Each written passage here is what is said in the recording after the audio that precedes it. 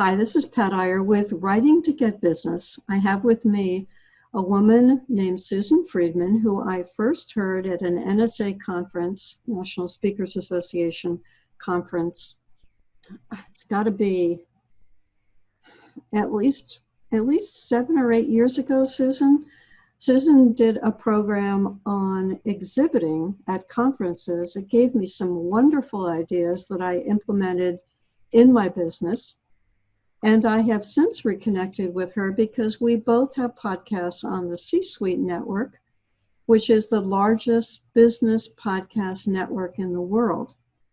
Susan is the owner of Aviva Publishing Company and agreed to talk with me today to give you some inside perspectives on the publishing world. Susan, thank you so much for being on the show. I appreciate it. Well, I appreciate being here. And, Pat was my guest on Book Marketing Mentors, and her session is going to be live within the next few weeks. And so you can send people to a link to that as well. Perfect. Thank you. I've just mentioned you were involved in exhibiting, now you're involved in publishing, and maybe you've had other lives as well in addition to those two.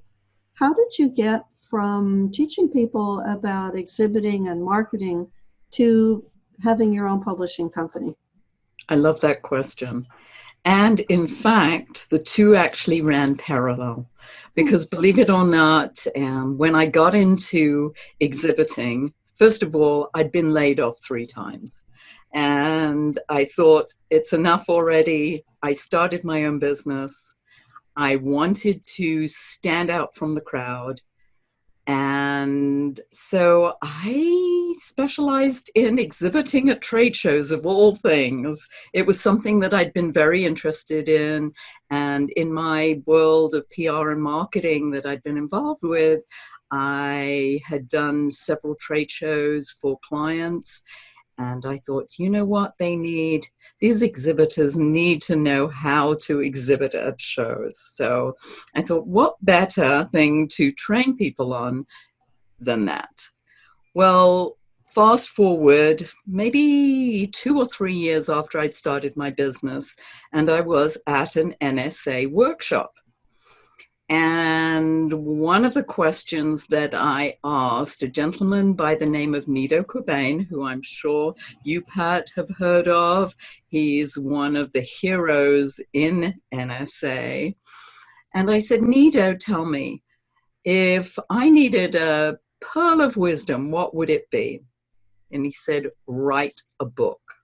Okay, very well, good, I'll write a book. And he said, doesn't matter if it doesn't get published, just write the book and self-publish it if you need to. Great. Okay. So I thought, well, I'm not sure about this self-publishing thing. I'm going to go after a publisher, traditional publisher.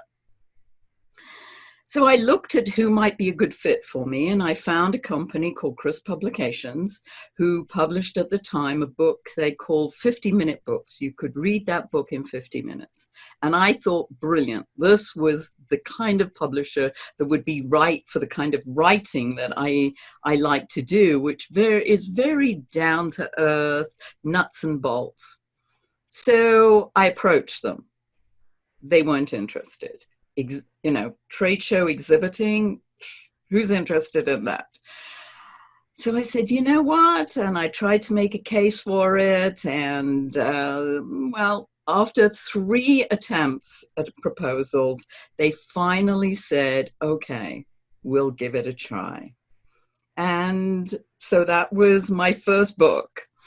And in fact, believe it or not, Pat, they, after being turned down 3 times, which I know isn't very much. I mean, there are people who've been turned down 30 times or more. But that book in different forms sold over 250,000 copies. Really? So that wasn't bad. Wasn't bad. That's huge. It is. For a niche subject like that. Exactly. That's astounding, Susan. That's a whole subject. But going to how did I start the publishing company was as a result, because after that, I couldn't find anybody to publish work. And so I decided to self-publish and do what Nido said. Even with that 250,000 copy history? Yes, because it was specific to a certain client, and the client was actually within the exhibiting industry. So this was the great thing about niching myself within a target audience, that I wrote specifically for that audience and found specific buyers to buy customized versions of the book.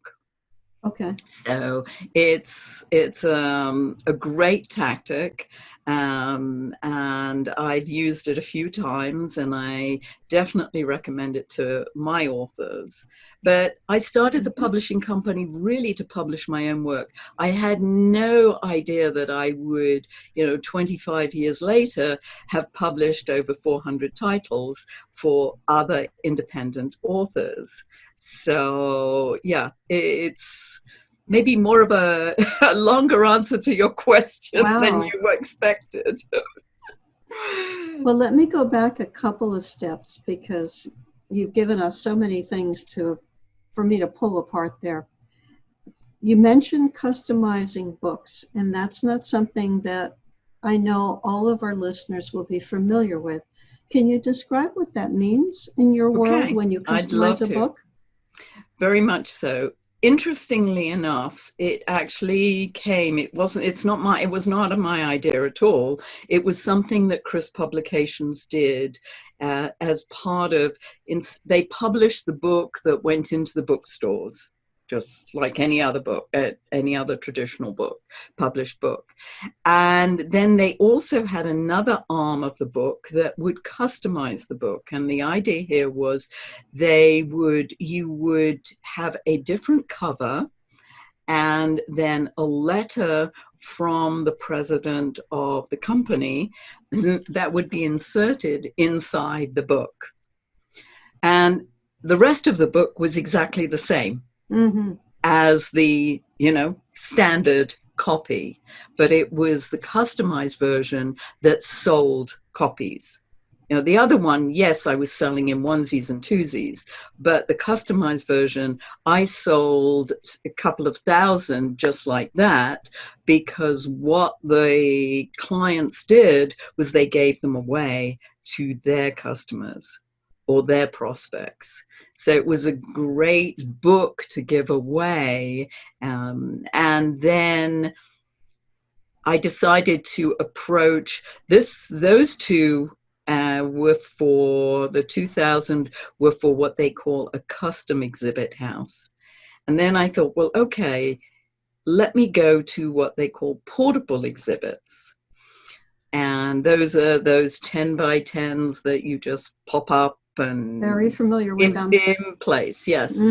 And so I went to a company and I said, hey, how would you like this book? And they said, no, it's too big, it's too expensive. How about you writing a abbreviated version of the book for us? And that's exactly what I did. And so I took the book and I took main parts of it, condensed it into, I think it's like a 20-page booklet, but it was the same size as a regular book. And they published in 5 languages. And as I said, over 250,000 of them. And we did it twice. We did that twice. Wow. I led you off a whole different track than we were going to go, I know. As we say in Jersey, Susan, you done good. I done good. I know. And it was something, I didn't set out to do it this way, but, once I saw there was an opportunity, I ran with it. And I think that's something that people can do, especially if they're in a niche market. And as you know, that's one of the things that I specialize in, is working with my authors to help them identify their niche market and then how to penetrate that market once they've identified it. To go full circle on the customized book concept, I know of people, or I know of the model that you're describing of changing the cover or putting a company logo on the cover of the book and then a forward by the company president, giving that to employees. I've also heard of people, although I have not done it personally with any of the 50 books that I've written or edited, of taking a concept like sales techniques for car salesmen, sales techniques for real estate agents, sales techniques for insurance salesmen, taking that same core content, but changing the examples, changing some words, and then repurposing that content.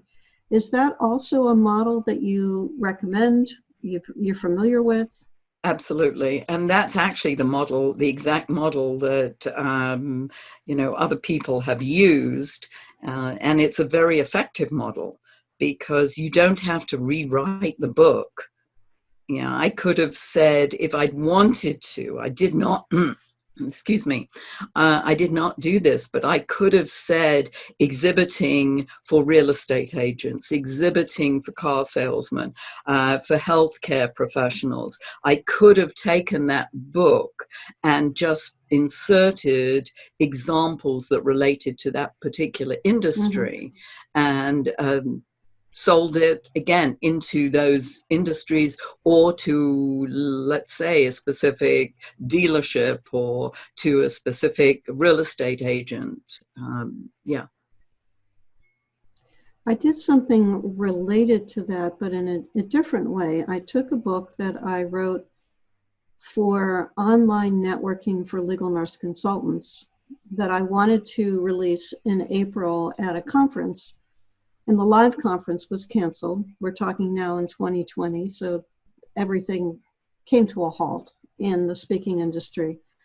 And I created an online course from the book, and then I created a different version of the online course for entrepreneurs. So I didn't come out with two books, but I came out with two different courses, but with a core amount of information the same, and just changing examples and wording for the legal nurse consulting audience versus the entrepreneurial audience. And that turned out to be a very successful model. Yes. I mean, at the end of the day, the strategies are often the same. It's just putting it in the context of that particular industry that makes the difference. So, yeah. Absolutely. I mean, sales is sales. Let's say whether you're in healthcare or in your education, or if you're in car dealerships. You started a publishing company, and then how did you get that first client in by offering to publish that person's book as opposed to your own books? So I continued to publish my own books, and literally I met a gentleman, and his name's Patrick Snow, and he said to me, I happened to meet him at, I think it was an NSA event, believe it or not, everything happens through NSA, and he was actually exhibiting, I think, at a workshop, and we were in Portland, Oregon. And he knew about Aviva Publishing. And he said to me, would I publish his book? And I'd never even thought of publishing a book for another person. And I thought, well, why not? I was like, I do it for myself. Why can't I do it for somebody else? Well, I did his book, and he turned out to go into being a writing coach. And then he sends everybody he works with to me to publish their work. And now I'm working with him and some other writing coaches who send me their clients. So believe it or not, it's all word of mouth. I do not do any advertising other than on my own websites. So I've been very fortunate, and I feel very blessed and very grateful to the people who've supported me. And as I said, we're up to about 400 titles now. And every week I'm signing up 1 or 2 authors, primarily nonfiction. I prefer nonfiction because I like to work with the authors as well in terms of their niche marketing and looking at how they take the book to market, because as you know, many authors do not know, who their real target audience is. That's one of actually the first questions I ask authors when they come to me. I say, well, who's your audience? And they said, well, my message is for everyone. I was like, that's great. Mm-hmm. Now, how do you intend to market to everyone? That's always the big question, because, not even the greats, the Procter and Gambles of this world, try to market to everyone. So, how does little Miss Author or Mr. Author do that on their own? So I feel one of the most important elements that I bring to my authors is the fact of helping them narrow down and focus on a particular market, and then what are they going to do to penetrate that market. And I don't believe necessarily in them having to be a bestseller, although many of them want to be. So yes, if they want to do that 5 seconds of bestsellership on Amazon, great. But to be, a New York Times bestseller or Wall Street Journal or USA Today takes a lot of work, as you well know, and I'm sure you've interviewed people about that aspect of writing and publishing. Yes, it certainly is a whole world in and of itself. And I know that you have a podcast that helps to focus on the book launch, the book marketing piece. What is the name of your podcast again? It's Book Marketing Mentors, and it's at bookmarketingmentors.com. I love to interview experts in different areas of book writing, book publishing, and book editing. I mean, I think you're the only editor that I've interviewed.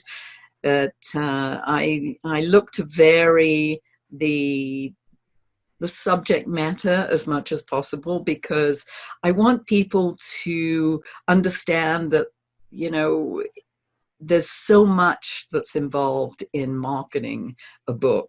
As you know, writing it is one thing, even though you think you're at the end of the journey. By the time you've published that book, that's only the beginning, as we well know. Yes, it is. Yes. And that's knowledge that probably would discourage people if they thought about it in those terms, because it's just, for the people that I've interviewed on this show, going from 0 books to 1 book is the hardest transition for them to achieve, to struggle with the idea of, do I have something to say? Will anybody be interested? How much work is this going to take? How do I do it? And every book after that is easier, but it's hard to get from that first one to the completion of it. And then to realize, well, I've written it. Now I've got to go out and market it. Well, I know. Are people just going to find it because it's on Amazon? And, no. It's a whole different world. No. Yeah, and that's exactly why I want people to, authors to focus on a niche market. Can you tell me, Susan, about the value of doing a book that would be for a specific niche or niche?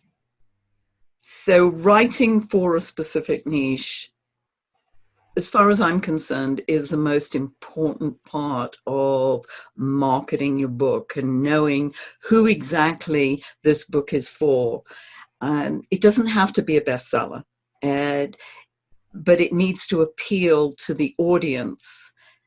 So let's say you were writing for healthcare. In the health, you were a former nurse, I believe, correct? Yes, in the nursing profession, we always consider ourselves to be nurses. There's no such thing as a former nurse. Excuse me, I apologize. So as a nurse, Correct. You got it. so as a nurse, Pat, if I wanted to write for nurses and let's say on stress management, then my whole focus in terms of the marketing would be to take it to nurses and market to where nurses hang out. Where are they on, which social media platforms are they on, what publications do they read, what conferences do they go to. So all of those things, wherever nurses hang out and do their learning, that's where I want to be as a speaker, a trainer, and then to sell the books. So you're not ever going to get rich on selling the book unless, of course, you're an Obama, a Michelle Obama or J.K. Rowling, although she didn't make it straight away. But the fact is that I do not focus on, I publish the book for authors, but then I say, let's look at how we can penetrate a niche market with your book and then use that book as a tool to open opportunities for speaking, for coaching, perhaps online programs. And obviously now we're doing virtual presentations more and more. So, yeah. I say on this show that I've probably made about 35 cents an hour in royalties, considering all the work that I put into my books.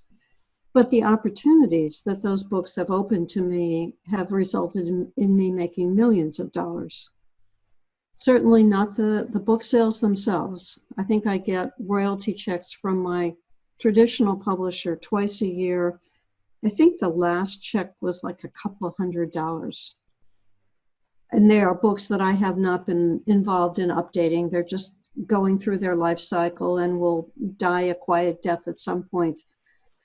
But the speaking opportunities, the ability to build a business, to be able to work with attorneys, for example, in helping them with litigation cases, that's where my opportunities came in because of being an author or an editor of books. That element of being an author just gives you that seal of approval, that aspect of you're an expert. These days, if you're touting yourself as an expert in a certain area, excuse me, then there's an expectation that you have a book if you're saying that you're an expert in this area. And I'd like to go back in the remaining few minutes that we have to something that we were talking about when you were discussing the need to invest time and creativity and diligence in marketing your book. I think there's a perception among at least some of our listeners that if you have a book that's published by a traditional publisher, and I'm referring to Random House or Penguin or Wiley, the New York publishers, the so-called New York publishers, that they do all the work. They have a marketing fleet. They've got salesmen. They take care of everything. The author doesn't have to promote the book. Is that true today? That is old school. That thinking is definitely old school. Yes, it used to be. It used to be that if a publisher, a traditional publisher, took you on, that they would, in fact, take on the aspect of marketing. And these days now, when you write a proposal to a traditional publisher, they want what they call a marketing platform as part of that proposal, which means that you are outlining in that proposal how you are prepared to be selling that book. And for them to take you on, they really have to buy into the fact that you are going to do the marketing, because they're not going to do the marketing for you. And so it's going to be up to you to do it. But it's getting harder and harder to get published by a traditional publisher. And that's another reason so many people love working with me through Aviva Publishing, because the model that I have is one that is an umbrella for independent authors, whereby they're self-published and they keep the royalties, they keep 100% of the sales of the book. I have no ownership whatsoever over the book. So it's a very different model from many of the other hybrid publishers, but it's worked, as I say, for 25 plus years, over 400 titles, working with authors. So I'm going to keep my fingers crossed that it continues that way.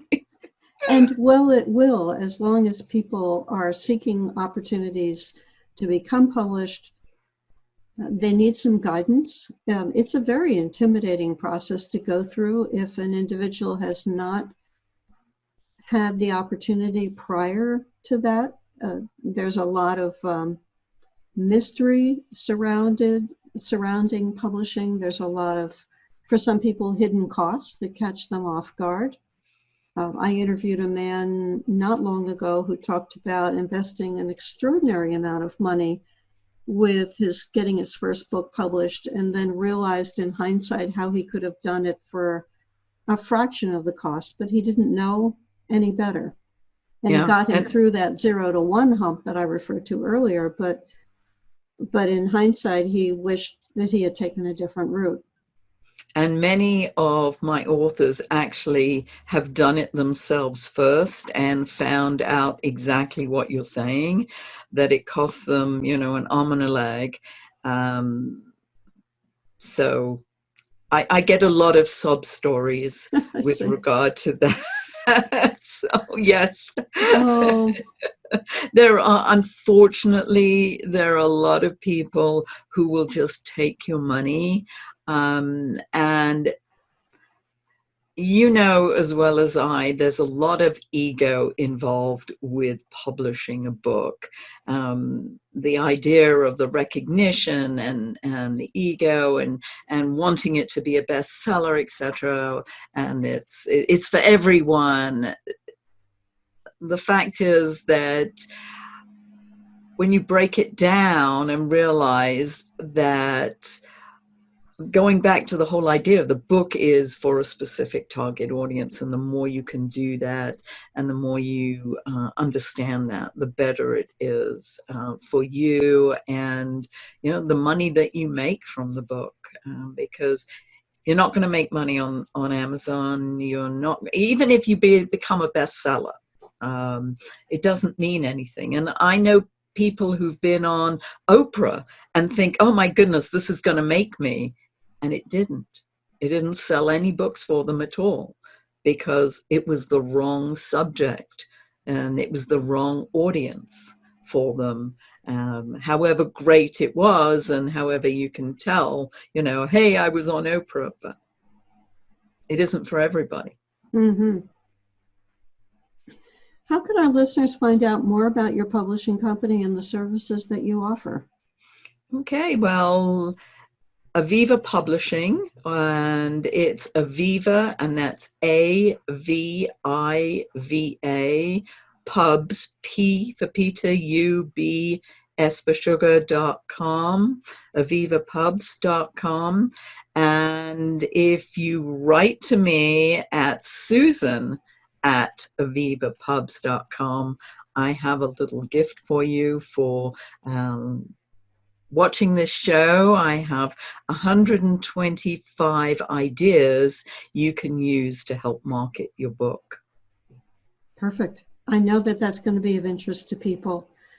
Let me do a quick recap, Susan. We talked about your transition from writing a book and helping people with exhibiting to recognizing that there were ways to individualize that book, to condense it because of a perception that it was long, down to a much smaller version, and how to take that content and repurpose it to be able to change the cover and put a letter from the president of the company inside the book and provide that specific book as a giveaway or for employees. I think we also stress the importance throughout this podcast of writing for a niche market so that you could very carefully and tightly target the potential readers of the book, that a book for everybody is a book for nobody. And that match between the message and the audience is critical for the opportunities that come from a book. We both agree that you won't become a millionaire by selling books unless you have a huge name. You're probably already a millionaire if that's the case. But it's the opportunities that come from being an author that are the income generating pieces in your life. Yeah, you put it so well, because that's exactly how. It is also the fact that we have to be careful and take a buyer beware approach when getting involved in publishing. Look carefully at the expenses. There are ways to put together a book without spending, hundreds of thousands of dollars or even dozens of thousands of dollars, by looking at your options, recognizing that although a traditional publisher is probably not going to ask you for money up front, although some of them do, and I've been hearing about that lately, the traditional publisher, meaning the New York big house publisher, is still going to expect you as the author to do a significant amount of marketing and is most interested in your platform. What are you going to do personally to sell books? So if you have in your mind that a traditional publisher is going to do all the work, that's an old school model. The hybrid publisher will work with you to help promote the book. And if you self-publish the book, you still need to promote the book. So either way, no matter what direction you are going in, it's up to you as the author to sell copies of that book. And there's really no escape from that, no matter what model we're talking about. Very much so. Yeah, you synthesized everything we said, and wow, I suddenly thought we covered a lot of material in the short time that we've been speaking together. So we did. Listeners are getting a bonus. Yes. Well, thank you so much, Susan. Would you repeat your name of your company and your email address one more time for our listener? Absolutely. So the company is Aviva Publishing, and it's the website is avivapubs.com. And if you write to me at susan@avivapubs.com, I have a little gift for you. Perfect. 125 ways to market your book. Make money marketing your book. Make money marketing your book. Perfect. Thank you, Susan, so much for being a guest on Writing to Get Business. And thanks to you, the person either listening to this on our audio channels at patiyer.com or through the C-Suite Radio Network, as well as watching this on our YouTube channel, which is at Pat Iyer, P-A-T-I-Y-E-R. Thank you so much, and be sure to come back next week and learn from a new guest on a new aspect of writing to get business. Thank you. Thank you. Hi, this is Pat Iyer with Writing to Get Business, and I have with me today Jeff Brandeis. We have just finished talking about his 2 books that he is releasing almost simultaneously, and his unique way of combining his knowledge and how he has moved through his career to end up to a totally different place than where he started. Jeff, tell our listener, what are the highlights of what that person will get by listening to the show? Thanks, Pat. all companies are looking to grow. They're looking to increase revenue, and bringing new clients on and being able to communicate with not only your new clients, but also your existing clients. So one of the things, key things that the listeners will learn is how to build rapport faster, and actually 3 times the speed in 1/3 the time. So by building rapport, people, as we know, will buy from people that they like and trust. And so that's really a key ingredient to closing more sales and growing your revenues. And then the other aspect of it that they'll learn is really a quick 5-step sales process that most companies don't have a sales process.